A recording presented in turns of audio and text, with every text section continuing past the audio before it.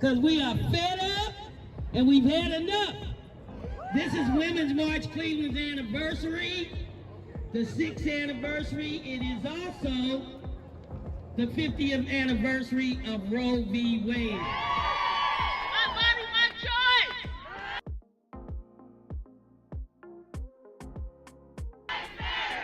Women lives matter! Women's lives matter! Before this summer was not much of an activist. You know, I felt like I always wanted to be an advocate for my patients. But I found myself kind of leading this movement here. My body, my choice! Our bodies, our choice! What do we want? When do we want it? What do we want? When do we want it? What do we want? Her baby from the struggle. Long time had to hustle. But glad we made it through. I'm just glad we made it through.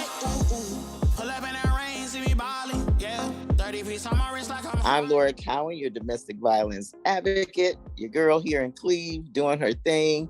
You might have seen me on various shows like ID, Dr. Phil, Tamara Hall, Anderson Cooper. I can go on, my God. And I do everything I do because I am a survivor of domestic violence and work presently at CMHA, also helping people going through abusive situations. So today I have with me my guest is Maosha Vales. This is why we gotta walk around because we gotta protect ourselves.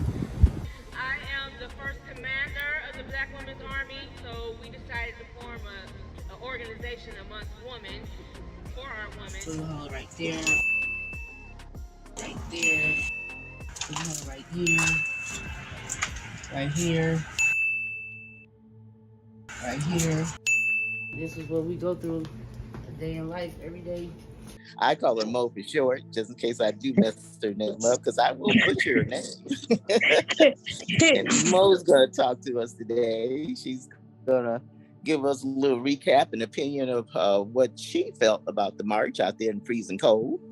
And we're going to do our thing. We're going to talk about B, of course, the documentary that we're working on. B, A Raised Fist. Mixtape Volume 1. And working with the Madwork Studios. And here in Cleveland and Atlanta. So you can't miss it, guys. We're going to be really doing this. This is all about activism, something that's close to me and Moasha. So she knows, I know. Now you need to know. Okay, so here you go. Tea time with Laura. Let's go. Laura always calls me Mo, but it's actually Maosha. Like, so it's Maosha is the Vietnamese name, and it means the rising star. Rising star. And yes, it means the rising star. And I got involved in activism after my stepfather was killed 2008 by 2 young boys, and my mother started going to Black on Black meetings, so I was going to meetings with her and getting involved. Once we got involved in that, we started looking for the women, Amanda Berry, Georgina D. Jesus. At that time, they had just came up missing, so we were passing out flyers, looking around for them, and and then after that, I was still involved in Black on Black, and I got real involved in. I became a member there. Some years later, I was asked, which was last year, I was asked to form the Black Women Army up under Black on Black crime. So now I'm the founder and the first commander of the Black Women Army, which is composed of 15 women. And it's 3 generations of me, my mother, 2 of my daughters, and some other advocates and activists, women that's involved in Black on Black crime and other different organizations that they're in. And I am also a member of the IBPOEW of the world, the Elks, and I just became an Eastern Star and a member of the Black on Black crime. So I'm in so many different organizations, and I'm a secretary at Metro Health Hospital, which is the #1 trauma center in Cleveland. Well, that right there speaks volume. Wow. You know, Mo, the founder of the Black Women's Army, Say that with a smile, girl. Black Women's Army. Okay. My God, is that any affiliation with the Black Man's Army? Yes, it's right. We work side by side with the Black Man Army, so we felt like we needed to do the Black Women Army because women are That's more right. open to speaking to women about women issues with another woman instead of just speaking to the man about it. So we be right there with them when they do visuals, and I do my own searches sometimes, and I ask for a couple of men to come if they available. If not, it's me. My daughters, we both licensed to carry, so we really don't need a man, but it'd be better if they see a man, but we still ready. So that is fantastic and good to know. I had to tell you a little secret about that, the Black Man's Army thing. Al will tell you too. It was one gloomy day when Reverend Al Sharpton came into town. He spoke at Olivet with Pastor Jawanza Cowan. And Art McCoy was the twins, and another couple of members of the Black Men Army, and Al Porter. And we met up there. I mostly came down to take some pictures, to be honest with you. And so they were short a staff or two. So the next thing I know, Art said, "Hey, get in formation." What's getting in formation for? The car door opened up. I'm in the parking lot, and who gets out? This black huge SUV is Reverend Al Sharpton himself, and he gets in the middle of us, and we all surround him. And Art McCoy said, "This is the Black Man's Army." So right away, Al kind of looked over at me, going, "You ain't no guy," in a way of speaking, though. And I said, "Black Man's Army plus one."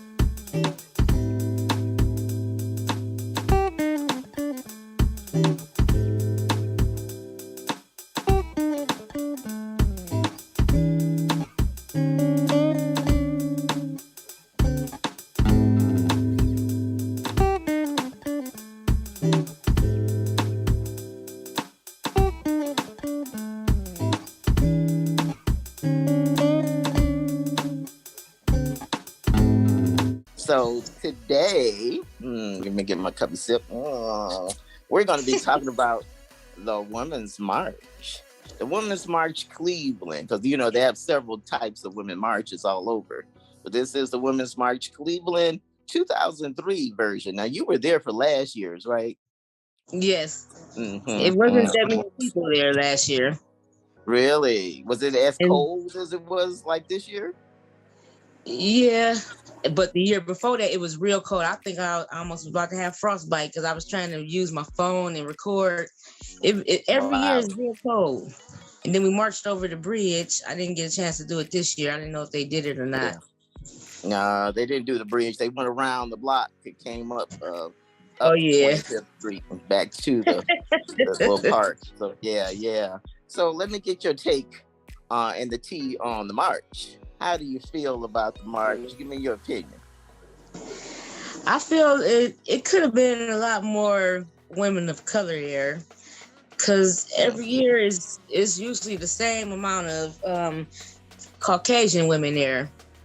They really be there for the cause, but we just need to be more in attendance as far as our culture and our ethnicity coming there instead of just the Caucasians together for the women.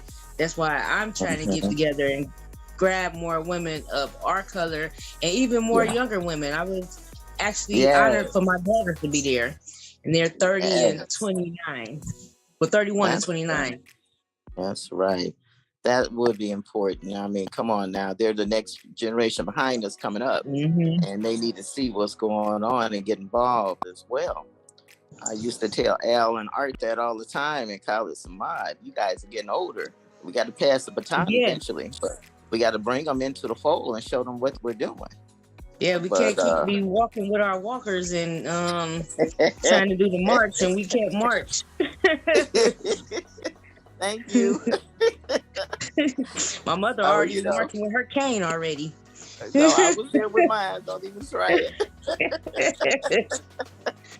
it. Oh yeah, she had Kathy Ray Coleman. I will give her props. She had a large crowd out there. It was a good turnout. You're right though. It was young people, older people. I'll say a mixture of, but yeah, we do need more representation. We need more of us there to participate, and especially a lot of men. I was a few men in the audience. About the men. I was surprised. But they came and they turned out, and we appreciate them. Yeah. Because our fight, and it's their fight too. So they have sisters and moms and aunts and cousins and what have you. And if it wasn't for a woman, they wouldn't be here. Exactly. And so it was a good turnout, but I always felt it could be better, especially hitting on some of the right topics.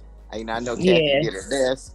It could have been a little bit more organized, of course. I was just about to say she need an agenda, maybe an agenda next time with who in line, who's gonna be there, and which order, and if everybody can actually get the same amount of minutes to speak as the person above in front of them. Yeah. Instead of seconds. Yeah, we had to pretty much steal our way in. But before Genevieve speaks, we're gonna do one verse because we will overcome. You ready, cowboy? We're gonna do We Shall Overcome. And then Genevieve will come up and do a salute to Martin Luther King and women, and then Cheryl, the best for last. We were able to catch that moment because she kept calling everybody up but us, and we were able to catch her at that moment. I guess when Cowboy's song couldn't play and he was working on it, I told Al, "This is it." He said, "Let's roll. It's a moment." And we run out up there, and I grabbed you and I said, "Let's do this," and talk about the documentary and everything that was going on. So thank you for being there with me. I do appreciate that. You're welcome. You did pretty good, even though she kept trying to stop you, but you kept trying to get it in there. I had to, huh? Because you kept walking behind us and wrap it up. It wasn't even 23 seconds. I know 23 more seconds wouldn't have killed nobody. Right, we could have got at least 2 minutes. Boy, it was hard, but I do appreciate it. And it's trying to talk about the documentary and let everybody know what we were doing. But one day we'll still have our own moment. We'll be able to do that. But yeah, as far as the march, she had a great opportunity at the time to really discuss the issues of ethnicity and gender and religion, immigration, things like that. Voting rights. I mean, she did have Dr. Bean there, which was good, and to talk about our body, our choice. But I just feel like she could have really did a little better job, maybe going out in the audience, getting personal views on people, because the audience too probably has something to say. Or ask some of the audience, did they want to speak or did they want to comment or anything? Like once everybody spoke, they could ask them, did they have any questions about what they just spoke about or anything like that? Right. Their feedback. They get their feedback. Nice.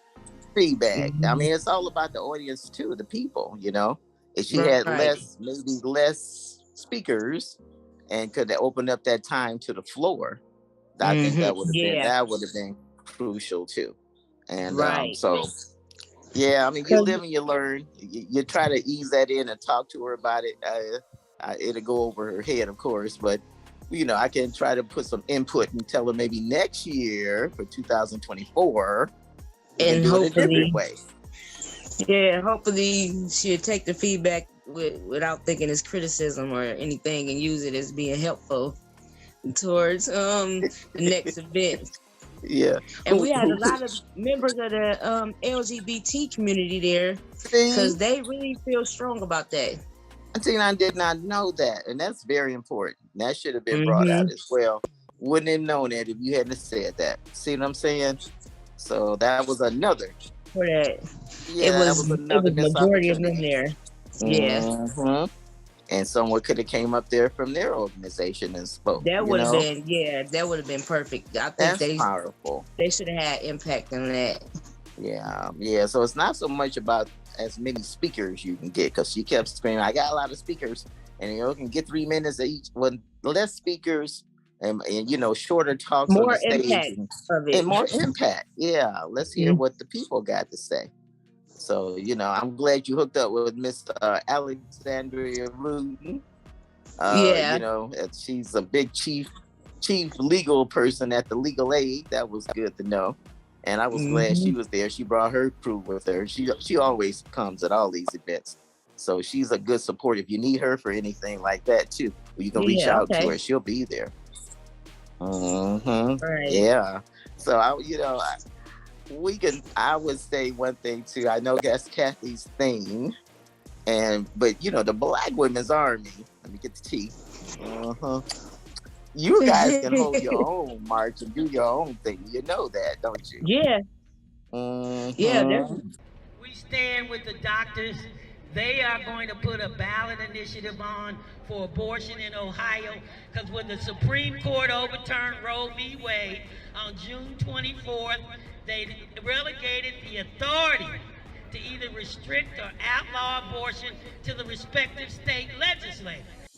All I can say is just stay involved in community. Keep your eyes open, because it could be things happening right next to you that you don't know that's going on. Like everywhere I go, wherever I live at, I pay attention to my neighbors, because it could be people that's being held. If something don't look right, I'm going to investigate it myself, and then I'll tell the police about it. I don't know if you know about the boy TJ that was found over there by the Maosha Purpose Center.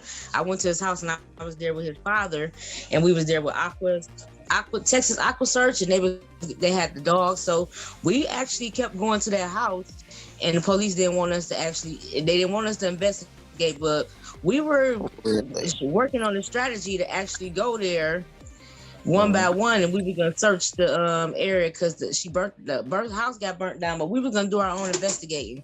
That's and right. And found out they knew he was dead, because it was stories in the streets that he was killed and buried, but we just didn't know where. And I was thinking, wherever the ex-boyfriend at, check that neighborhood out, and sure enough, that's where he was at, in his neighborhood. Incredible. They're gonna feel comfortable like burying somebody in an area that they're comfortable around being around. So they're not gonna, if he killed them, he's gonna bury him where he know people at, and he know he's comfortable. Absolutely. And that's the tragedy. I don't know what's going on with our police department, the detectives. They claim they don't have enough manpower. That's always the excuse why they're not calling victims back, their families back rather, or just following up. Sometimes the families, like the Lecheskis, when they lost their daughter Ashley on 93rd Street, she said it took weeks to a month before she even heard from a detective. That's ridiculous. Right. What is that? So we need to really, what we need to do is have a big meeting, all the activists with the mayor. So let's work on that next, for sure. Okay. For sure. Okay, sister. I'm so proud of you. I'm so proud of you. Nay instead of Mo. Yeah. Yeah. We're gonna keep it going, girl. We gotta fight the power. Fight the power that be. Oh, okay. Y'all heard it right here, girls and boys. This is Laura Tea Time, getting the tea. And I'm glad you was with me tonight. We got to get some of the rest of the Black Women's Army on board and get them on the show and just talk and let them vent, circulate, discuss whatever they want to do.